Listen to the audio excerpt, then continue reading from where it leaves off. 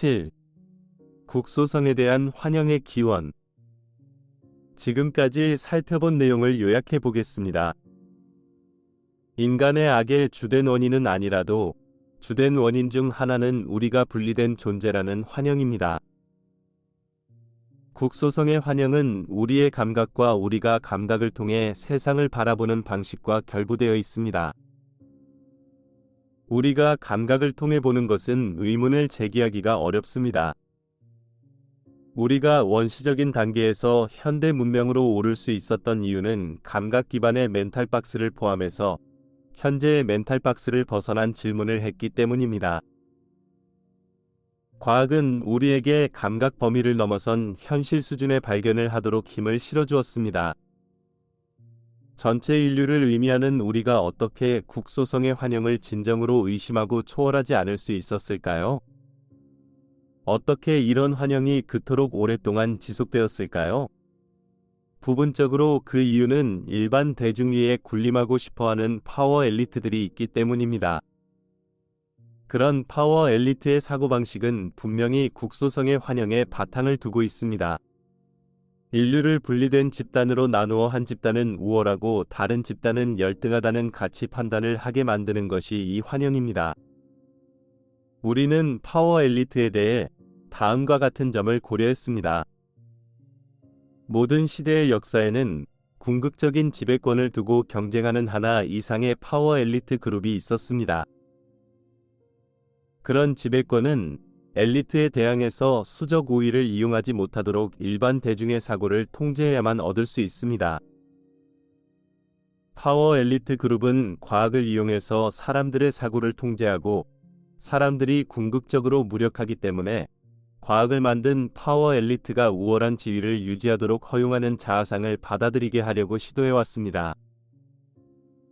과학은 정말로 열린 과정이며 이제 이 과정은 물질주의적 세계관을 효과적으로 입증하지 못합니다. 이 과정은 지배적인 파워 엘리트에 의해 무시되거나 억압되었지만 진짜 문제는 왜 그토록 많은 대중이 아직도 물질주의적 세계관을 믿는가 하는 것입니다. 군사력으로 강요한 것도 아닌데 왜 사람들은 이 세계관에 공개적으로 도전하거나 그것을 그냥 그만 믿지 않는 것일까요? 왜 많은 사람이 현실과 동떨어진 것인데도 이 세계관을 포기하고 싶어 하지 않는 것일까요? 심지어 환영이라고 증명되었는데도 이 환영을 믿고 쉽게 만드는 메커니즘이 있는 것일까요? 새로운 세계관, 실제의 바탕을 둔 관점을 포용하지 못하게 하는 메커니즘이 있는 것일까요? 이 메커니즘이 우리가 우리의 멘탈박스에 진지하게 의문을 품는 것을 거부함으로써 현상을 유지하게 만드는 것이 아닐까요? 이에 대한 시야를 넓히기 위해 역사를 더 거슬러 올라가 봅시다. 물질주의적 세계관은 우리의 마음을 자유롭게 하기 위해 개발되지 않았습니다. 종교적인 파워 엘리트의 지위에 도전하기 위해 개발되었습니다. 그래서 종교, 특히 중세 가톨릭 교회가 제시하는 세계관에 도전해야 했습니다. 이 세계관은 어디서 왔을까요? 대부분의 사람은 그것이 예수의 가르침에 바탕을 두고 있다고 말하겠지만 그것이 정말 사실일까요? 중세 가톨릭 교회에서 제시한 세계관은 국소화된 관점의 교과서적인 사례입니다. 그 교회는 자신들이 예수 그리스도의 유일한 참된 교회이며 예수는 하늘로 가는 유일한 통로라고 주장했습니다. 이 관점은 인류를 가톨릭과 비가톨릭, 뚜렷한 두 그룹으로 나누었습니다. 가톨릭에서는 교회에 복종하는 사람들은 구원받는 반면 다른 사람들은 구원받지 못합니다. 이 세계관은 가톨릭과 다른 사람들 사이에 해소할 수 없는 분쟁을 일으키는데 그것은 책 불태우기, 십자군 원정, 카타르인 학살, 마녀 사냥, 종교 재판과 과학자들의 탄압 같은 부인할 수 없는 역사적인 사건들로 입증되었습니다. 예수님은 국소성을 가르친 교사였나요? 아니면 비국소성을 가르친 교사였나요? 예수님은 제한된 세계관을 제시했을까요? 제한되지 않은 세계관을 제시했을까요? 예수님의 말은 분명히 국소성을 넘어서는 말이 많습니다. 예를 들면 예수님 시대의 유대인들은 제한된 관점을 가지고 있었고 자기들을 신이 선택한 민족으로 보고 다른 사람들은 전부 부정한 하위 계급에 속한다고 보았습니다. 예수님은 길거리에서 사마리아인, 나병 환자, 죄인, 세금 징수원들과 접촉했습니다. 그는 그런 사람들도 신이 왕국에 들어갈 수 있음을 보여주었고 이로써 신의 나라는 제한된 세계관에 바탕을 두고 있지 않다는 것을 암시했습니다. 신의 나라는 어디에도 국한되지 않으며 인간의 왕국만 국한됩니다. 예수는 국소성을 초월한 수많은 말씀을 하셨습니다. 예를 들면 예수님은 나와 내 아버지는 하나이다 라는 말로 수직적인 비국소성을 선언하셨고 이로써 자신은 감각으로 볼 수 있는 것을 넘어선 무언가와 하나임을 선언했습니다.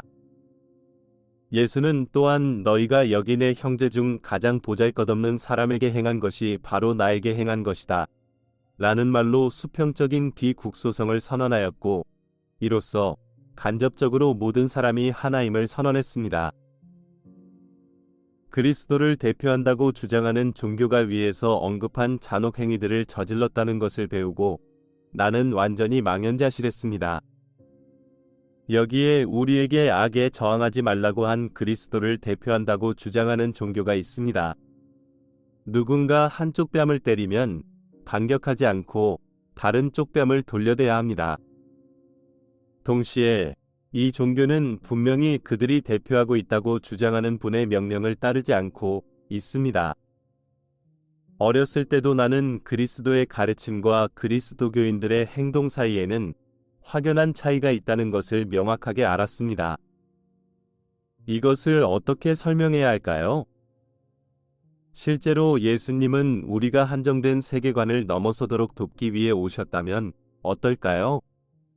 그는 우리에게 인간의 악의 원인인 바로 그 사고방식을 넘어설 수 있는 힘을 실어주는 한정되지 않은 세계관을 제공하러 오셨습니다.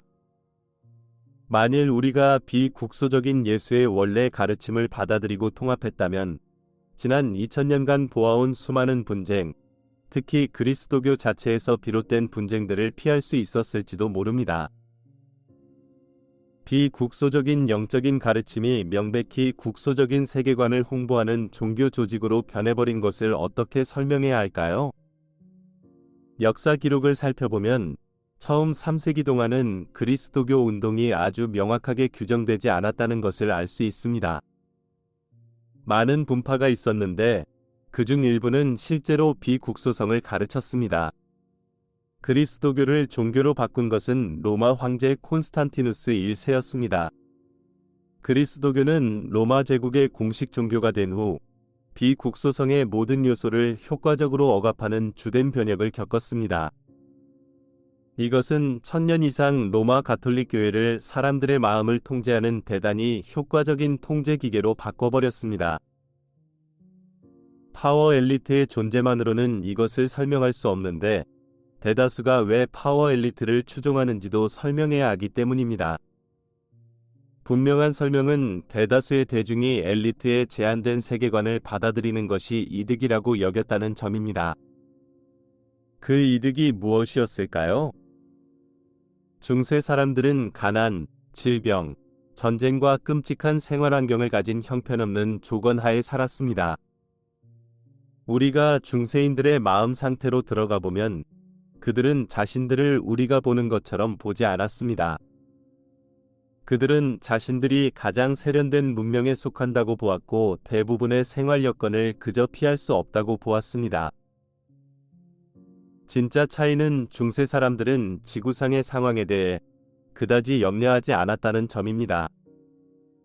그들은 자신들의 믿음, 즉 살다가 지구를 떠난 후 얻게 될 것에 집중되어 있었습니다. 중세의 그리스도교인들은 하늘의 세계에서 멋진 사후의 삶을 누리겠지만 비그리스도교인들은 불지옥에서 영원히 불에 태워진다고 믿었습니다. 파워 엘리트에게 복종하는 것을 포함해서 지구상의 몇 가지 어려움을 견디는 것은 낙원에서 누릴 영원한 생명을 위한 작은 대가였습니다.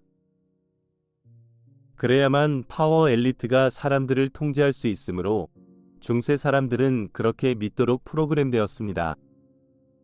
근본적인 메시지는 사람들이 이곳 지구에서 엘리트가 자신들을 다스리도록 허용하면 하늘에서 신이 보상해 준다는 것이었습니다. 이런 메시지는 지구를 엘리트에게 넘겨주었고 사람들이 통치자들의 권력과 특권에 도전하는 것을 막았습니다. 그럼에도 불구하고 분명 사람들이 이 세계관을 받아들인 이유, 즉 어떤 이점이 있었을 것입니다. 그 이점은 사람들이 자신들의 삶에 책임질 필요가 없었다는 것이었습니다. 그들은 스스로 생각하고 스스로 결정할 필요가 없었습니다. 그들은 자신의 운명을 지휘할 필요가 없었습니다. 믿으라고 하는 것을 믿으면 하늘에서 보상이 보장되었습니다.